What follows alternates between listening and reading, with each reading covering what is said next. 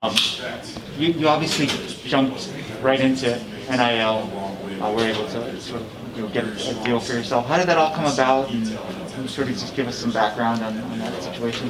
Yeah, so NIL was a great opportunity to, obviously for athletes to get money and to present themselves as professional athletes. For me personally, the opportunity came about when Phil Knight, he called me and we were talking for a while, and he's like, "Yeah, this is Philip Knight, and I'm calling you to, he's going off this whole spiel." And after a couple moments, I'm like, "Philip Knight, who's this?" He's like, I'm like, "Uncle Phil?" He's like, "Yeah." That was a really cool moment. But basically, yeah, he created a non-fungible token, which will be the first of many. It's available at Kayvon Thibodeaux on Instagram and at Kayvon AK or Kayvon T8 on Twitter. And you go check that out. But they're about $85, and it's basically a piece of memorabilia that captures a moment. Kayvon, what's it like to come back to LA for your first media day? It's really cool. It's a great opportunity. I haven't had this many cameras on me in a while, so I'm blessed, I guess. How many other offers for likeness have you received, and what's it been like going through all this? Well, I don't necessarily think it's about the offers. It's really about which brands kind of correlate with the brand I'm trying to present. So it's been a lot of navigating on, whose brands really align with who I want to present myself as. How do you want to present yourself? As very knowledgeable. I feel like wisdom is something that I really assort myself with. I don't know, I feel like there's not a lot of companies, it's hard to say, but there are a few companies. I don't want to get to it now because it actually hasn't happened yet, but I feel like it's really specific. Do you have representation or people helping you? How are you going about negotiating some of these No, deals? not yet. I haven't really gotten to the representation side because I want to do a package deal. I don't want to do multiple, have multiple representation, leading into it. So I've kind of been doing it on my own, but I've learned from a lot of other people who've done it.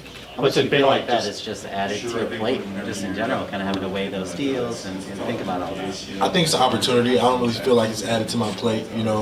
For a guy like me, I like to, have a big plate already. So I just created more space for it. Less leisure time, more work time. On the field, how do you get better after what you've done these first 2 years at Oregon? I don't feel like I've done, really much. I feel like it's been, publicized by all you guys with cameras, but I feel like there's still a lot of work to do every day.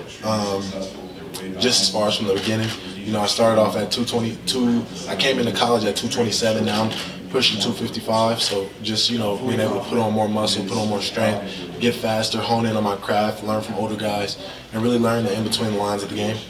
Can you describe what you've been learning from Coach DeRuyter, who I know worked with Von Miller, and what his experience with that is, how that's translating for you? Yeah, Coach DeRuyter is a very particular guy. He's really smart. He knows what he's doing. He knows how to put guys in the best position to win. He's a great play caller. He's been teaching us a lot just on leverage and how to beat blocks and how to understand how to use someone's leverage against them. Alex, sorry. I was just going to say, is Vaughn somebody you look up to, and how much has he been having you watch his tape? It's a similar scheme. Yeah, he's someone I look up to, and we watch. I've already watched most of his tape on my own, so it's just been rewatching the same thing I've already watched. Alex, with so much uncertainty with the quarterback situation, how has their O-line been preparing for this season just to make sure you guys are still doing your part? Yeah, I think we just focus on what we got to do. But also, AB has taken a step up in his game, and he's a true leader on the team. I love having him as quarterback. He's cool, calm, and collected. Like I said, he's a great leader, and he's really taken over the locker room and taking over that leadership position that you want and you need in a great quarterback. So I think he's primed for a great camp and a great season. Alex, walk us through your first year at the center for Oregon, kind of what you didn't expect, what you liked, what you disliked, and what you're planning on doing with it going forward. Yeah, there's a lot of pressure at the center position. You're the quarterback of the offensive line, I like to think. Pretty much I dictate wherever we're going with our blocking schemes, with our combination blocks. I think it is a lot of pressure, but I like that pressure of having to be the leader. Because if I get up the line, I don't say anything, then we're not going to do anything. We're going to give up a TFL or a sack. So it's really good to be in that leadership position. Like I said, I like that pressure of having it on me. Like I need to tell them where to go. I need to be the leader of this offensive line, of this offense. That's something I take a lot of pride in. And that's what I really like about the center position. With all 5 starters gone going into the 2020 season, what's the second year going to be like now that you've got that year under your belt playing together? How big of a factor was that for you guys last year?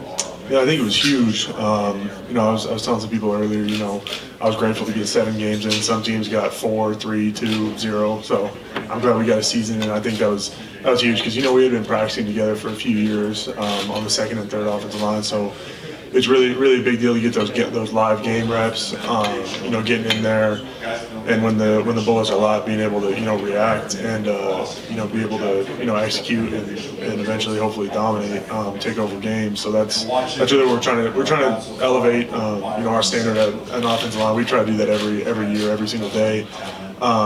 It was weird having one combined start coming into the season. Now I think we're at 36 now. We got 7 times now. Ryan walks the math guy, so he can get me on that one, correct my math. But yeah, I think it's a big deal. And then having this spring to really come together as a unit, I think it's been huge. Kayvon, can you talk about where you come from to where